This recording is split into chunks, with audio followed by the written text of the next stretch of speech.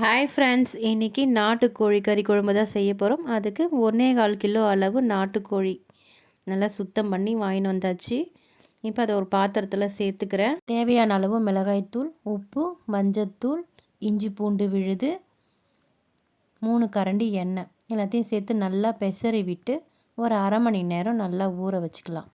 அரை மணி நேரம் கழித்து ஒரு ஸ்பூன் சோம்பு, 4 பட்டை, 2 ஏலக்காய், 4 வெங்காயம் மெலிசாக கட் பண்ணி சேர்த்துக்கிறேன், 2 தக்காளி, ஒரு கொத்து கருவேப்பிலை, கொத்தமல்லி எல்லாத்தையும் சேர்த்து நல்லா பெசரிட்டு தேவையான அளவு தண்ணி சேர்த்து அப்படியே வேக வச்சுக்கலாம்.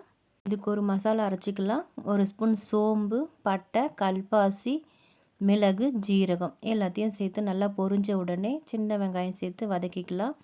ஒரு தக்காளியும் சேர்த்து அதோட நல்லா வதக்கிட்டு அரைச்சி வச்சுக்கலாம். கறி நல்லா வெந்து வந்துருச்சு. இப்போ நம்ம அரைச்சி வச்ச மசாலாவை சேர்த்து நல்லா கலந்து விட்டுக்கலாம். ஒரு 10 நிமிஷம் நல்லா கொதிக்க விடலாம் குழம்பு.